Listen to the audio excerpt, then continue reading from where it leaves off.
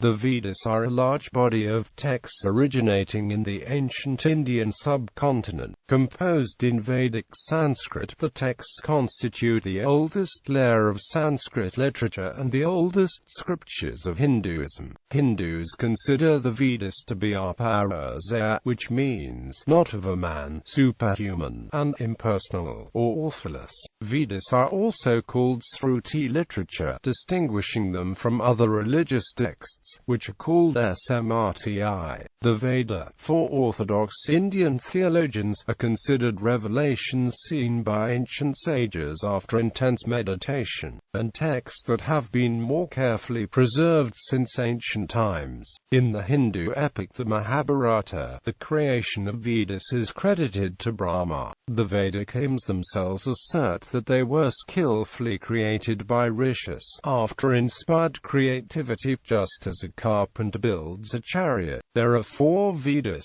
the Rig Veda, the Yajur Veda, the Samar Veda, and the Atharva Veda. Each Veda has been subclassified into 4 major text types: the Samhitas, the Aranyakas, the Brahmanas, and the Upanishads. Some scholars add a 5th category, the Upasanas.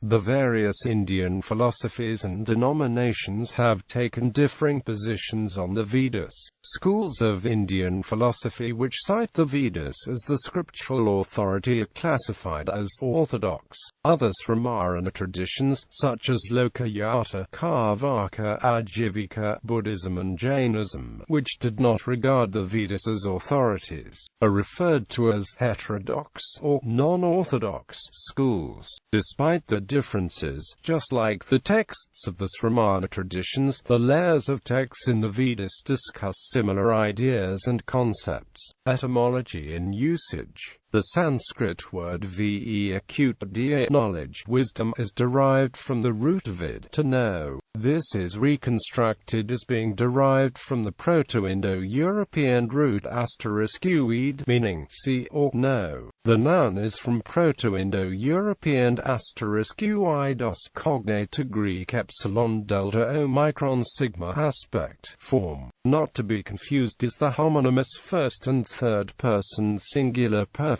tense acute cognate to Greek omicron delta alpha oida I know. Root cognates a Greek delta epsilon alpha English wit, etc.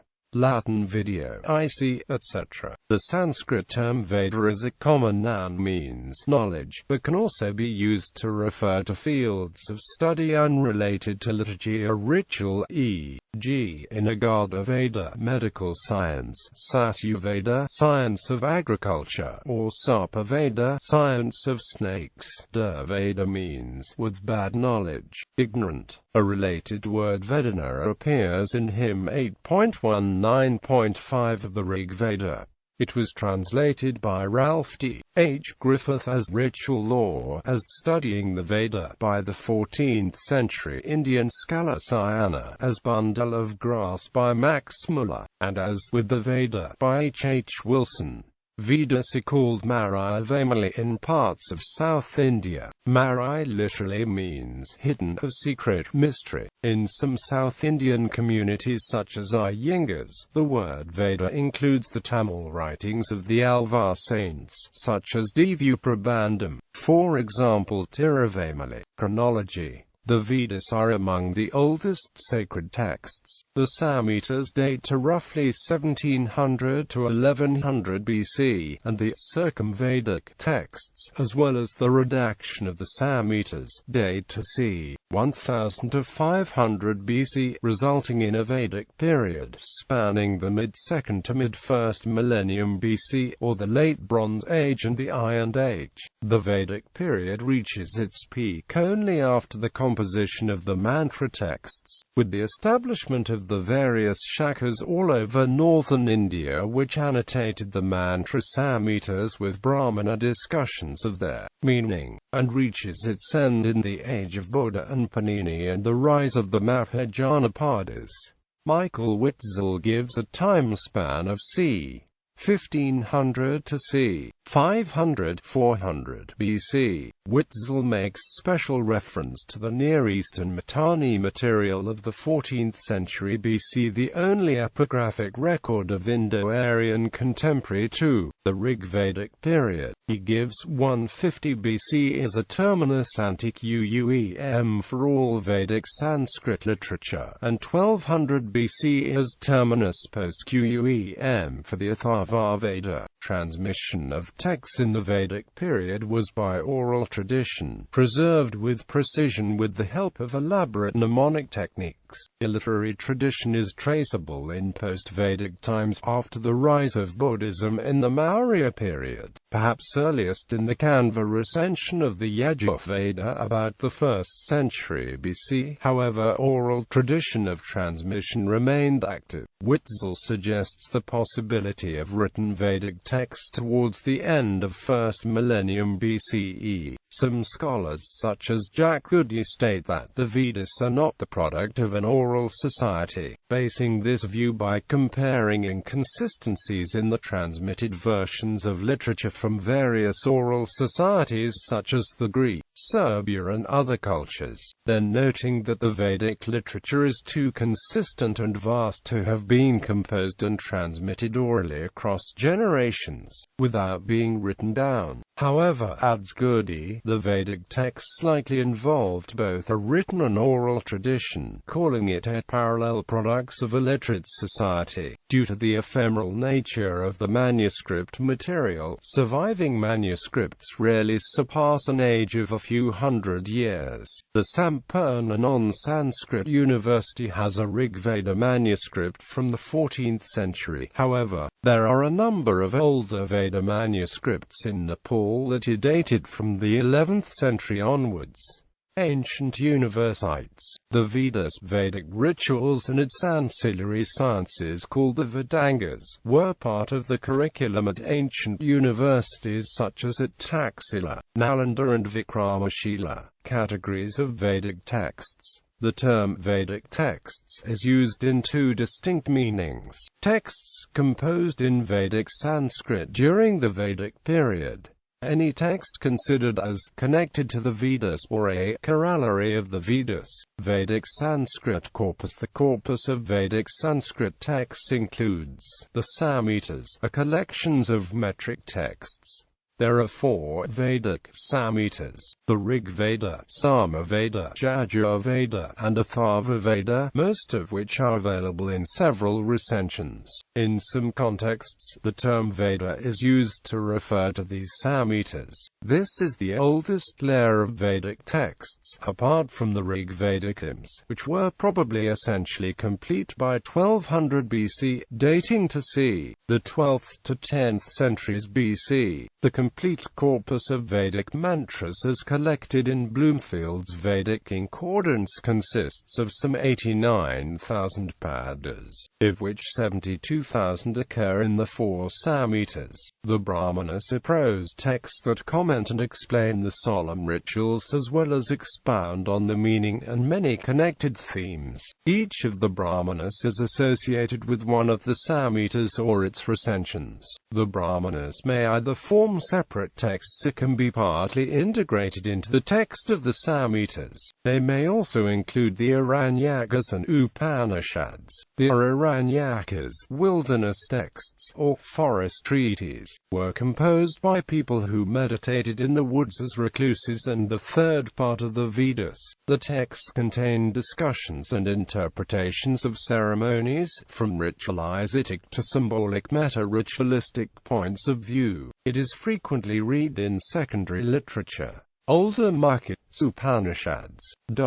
The Vedas are different from Vedic-era texts such as Śruti Sutras and Griha Sutras, which are smṛti texts. Together, the Vedas and these sutras form part of the Vedic Sanskrit corpus. While production of Brahmanas and Aranyakas ceased with the end of the Vedic period, additional Upanishads were composed after the end of the Vedic period. The Brahmanas, Aranyakas, and Upanishads, among other things, interpret and discuss the Samhitas in philosophical and metaphorical ways to explore abstract concepts such as the absolute and the soul of the self, introducing Vedanta philosophy, one of the major trends of later Hinduism. In other parts, they show evolution of ideas, such as from actual sacrifice to symbolic sacrifice, and of spirituality in the Upanishads. This has inspired later Hindu scholars such as Adi Shankara to classify each Veda into Karma-kanda and Jnana-kanda. Śruti literature, the texts considered Vedic in the sense of corollaries of the Vedas, is less clearly defined, and may include numerous post-Vedic texts such as the later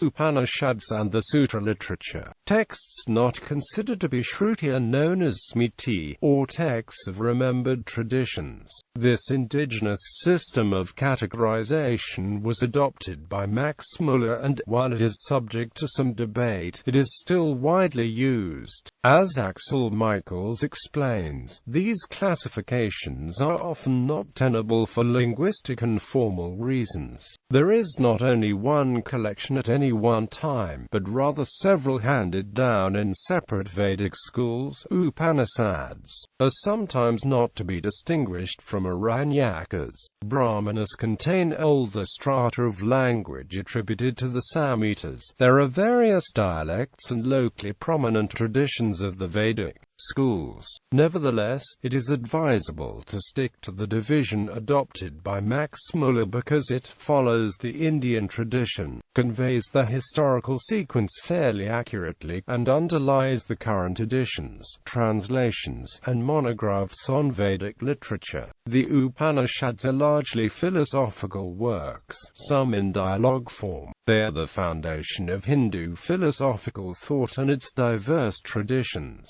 Of the Vedic corpus, they alone are widely known, and the central ideas of the Upanishads are at the spiritual core of Hindus. Vedic schools are ascensions.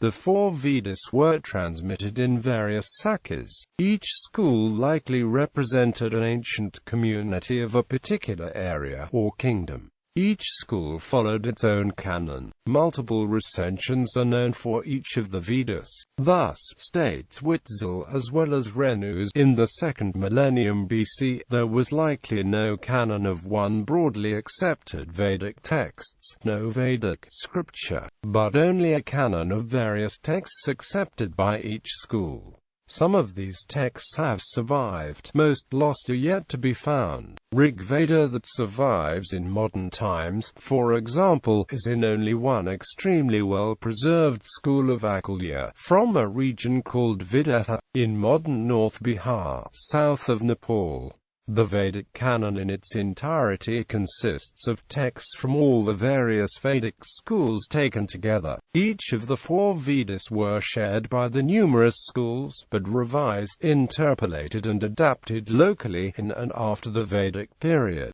giving rise to various recensions of the text. Some texts were revised into the modern era, raising significant debate on parts of the text which are believed to have been corrupted at a later date. The Vedas each have an index or anukramani, the principal work of this kind being the general index Sarvanukramani. Prodigious energy was expended by ancient Indian culture in ensuring that these texts were transmitted from generation to generation with inordinate fidelity. For example, memorization of the sacred Vedas included up to 11 forms of recitation of the same text. The texts were subsequently proofread by comparing the different recited versions. Forms of recitation included the Jatapada, in which every two adjacent words in the text were first recited in their original order, then repeated in the reverse order, and finally repeated again in the original order.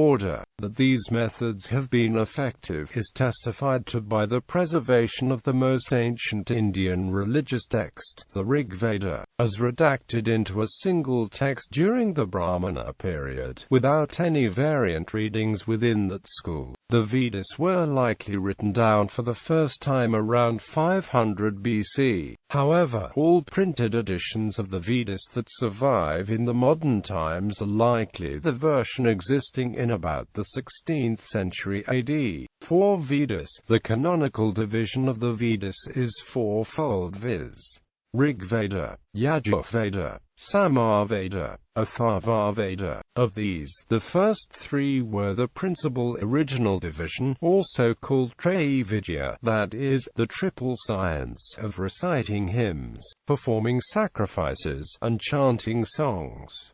The Rig Veda is the oldest work, which Witzel states are probably from the period of 1900 to 1100 BC. Witzel also notes that it is the Vedic period itself where incipient lists divide the Vedic texts into 3 or 4 branches: Rig, Yajur, Sama and Atharva. Each Veda has been subclassified into 4 major text types: the Samhitas, the Aranyakas, the Brahmanas, and the Upanishads.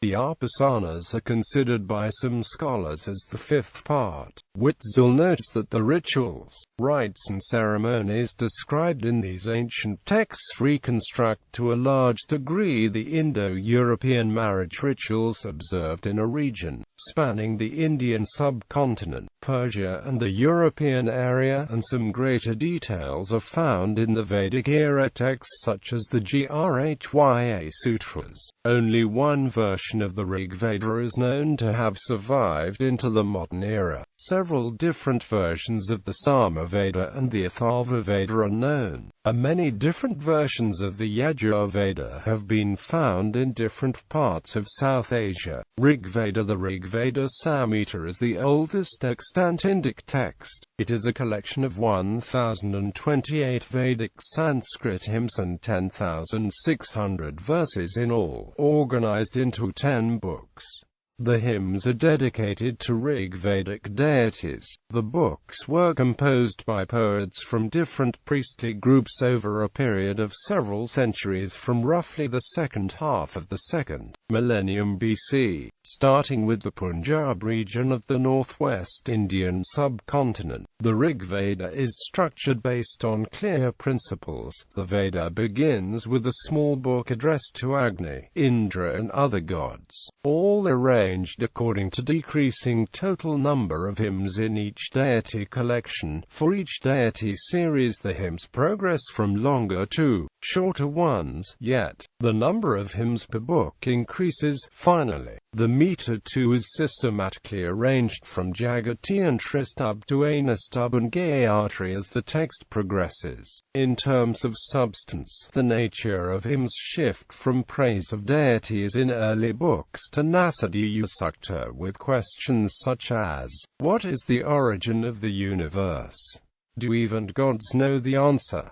The virtue of dana in society, and other metaphysical issues in its hymns. There are similarities between the mythology, rituals and linguistics in Rig Veda and those found in ancient Central Asia, Iranian and Hindu Kush regions.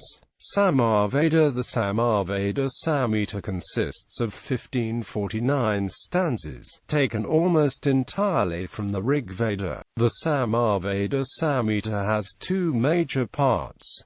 The first part includes 4 melody collections and the second part 3 verse books. A melody in the song books corresponds to a verse in the Archika books. Just as in the Rig Veda, the early sections of Samar Veda typically begin with hymns to Agni and Indra, but shift to the abstract. The meters shift also in a descending order. The songs in the later sections of the Samar Veda have the least deviation from the hymns derived from the Rig Veda. In the Samar Veda, some of the Rig Vedic verses are repeated more than once, including repetitions. There are a total of 1875 verses numbered in the Samar Veda recension translated by Griffith. 2 major recensions have survived: the Kath Uma, Rāṇyāṇya and the Jaiminiya. Its purpose was liturgical, and they were the repertoire of the Udgata or singer priests. Yajurveda. The Yajurveda Samhita consists of prose mantras. It is a compilation of ritual offering formulas that were said by a priest while an individual performed ritual actions such as those before the yajna fire. The earliest and most ancient layer of Yajurveda Samhita includes about 1,875 verses that are distinct yet borrow and build upon the foundation of verses in Rig Veda. Unlike the Samaveda, which is almost entirely based on Rig Veda mantras and structured as songs,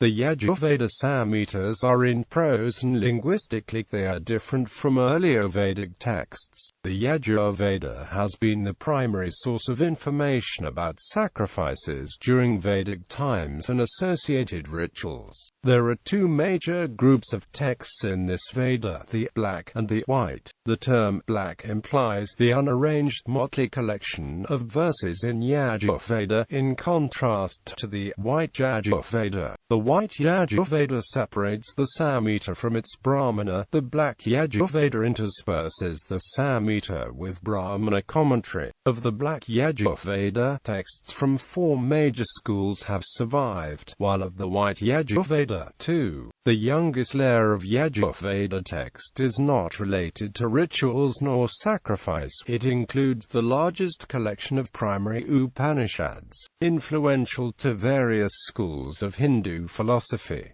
Atharvaveda. The Atharvaveda Samhita is the text belonging to the Atharvan and Anjurasa poets. It has about 760 hymns, and about 160 of the hymns are in common with the Rig Veda. Most of the verses are metrical, but some sections are in prose. Two different versions of the text, the Paripada and the Aurgnakya, have survived into the modern times. The Atharvaveda was not considered as a Veda in the Vedic era, and was accepted as a Veda in late 1st millennium BC. It was compiled last, probably around 900 BC, although some of its material may go back to the time of the Rig Veda, or earlier. The Atharvaveda is sometimes called the Veda of magical formulas, an epithet declared to be incorrect by other scholars. The Samhita layer of the text likely represents a developing 2nd millennium BC tradition of magico-religious rites to address superstitious anxiety, spells to remove maladies believed to be caused by demons, and herbs and nature-derived potions as medicine. The text, states Kenneth Sisk, is one of oldest surviving record of the evolutionary practices in religious medicine and reveals the earliest forms of folk healing of Indo-European antiquity. Many books of the Atharvaveda Samhita are dedicated to rituals without magic, such as to philosophical speculations and to theosophy. The Atharvaveda has been a primary source for information about Vedic culture, the customs and beliefs, the aspirations and frustrations of everyday Vedic life, as well as those associated with kings and governance. The text also includes hymns dealing with the two major rituals of passage, marriage and cremation. The Atharvaveda also dedicates significant portion of the text asking the meaning of a ritual. Embedded Vedic texts. Brahmanas. The Brahmanas are commentaries, explanation of proper methods and meaning of Vedic Samhita rituals in the four Vedas. They also incorporate myths, legends and in some cases philosophy. Each regional Vedic shaka has its own operating manual like Brahmana text, most of which have been lost. A total of 19 Brahmana texts have survived into modern times. 2 are associated with the Rig Veda, 6 with the Yajurveda, 10 with the Samaveda and 1 with the Atharvaveda. the oldest dated to about 900 BC, while the youngest Brahmanas were complete by about 700 BC. According to Yangonda, the final codification of the Brahmanas took place in pre-Buddhist times. The substance of the Brahmana text varies with each Veda. For example, the first chapter of the Chandogya Brahmana, one of the oldest Brahmanas, includes 8 ritual suktish for the ceremony of marriage and rituals at the birth of a child. The first hymn is a recitation that accompanies offering a yajna oblation to Agni on the occasion of a marriage, and the hymn prays for prosperity of the couple getting married. The second hymn wishes for the long life, kind relatives, and a numerous progeny. The third hymn is a mutual marriage pledge between the bride and groom, by which the two bind themselves to each other. The sixth through last hymn of the first chapter in Chandogya Brahmana are ritual celebrations on the birth of a child, and wishes for health, wealth and prosperity with a profusion of cows and artha. However, these verses are incomplete expositions, and their complete context emerges only with the Samhita layer of text. Aranyakas and Upanishads. The Aranyakas layer of the Vedas include rituals, discussion of symbolic meta-rituals, as well as philosophical speculations. Aranyakas, however, neither are homogeneous in content nor in structure. They are a medley of instructions and ideas, and some include chapters of Upanishads within them. 2 theories have been proposed on the origin of the word Aranyakas. One theory holds that these texts were meant to be studied in a forest, while the other holds that the name came from these being the manuals of allegorical interpretation of sacrifices for those in vanaprastha stage of the life, according to the historic age-based ashrama system of human life. The Upanishads reflect the last composed layer of texts in the Vedas. They are commonly referred to as Vedanta, variously interpreted to mean either the last chapters, parts of the Vedas, or the object, the highest purpose of the Veda. The concepts of Brahman and Atman are central ideas in all the Upanishads, and Know Your Atman, the thematic focus.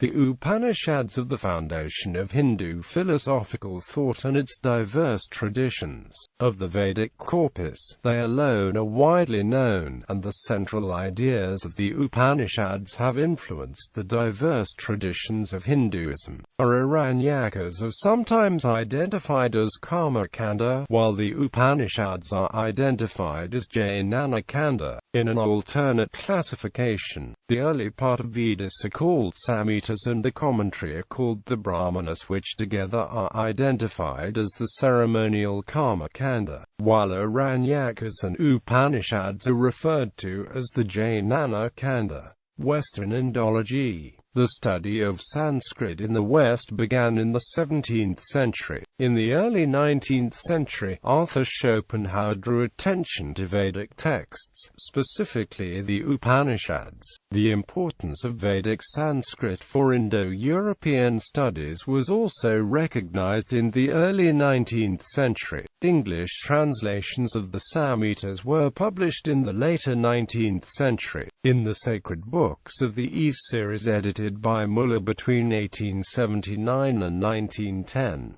Ralph D. H. Griffith also presented English translations of the 4 Samhitas, published 1889 to 1899. Voltaire regarded Vedas to be exceptional. He remarked that the Veda was the most precious gift for which the West had ever been indebted to the East. Rig Veda manuscripts were selected for inscription in UNESCO's Memory of the World Register in 2007.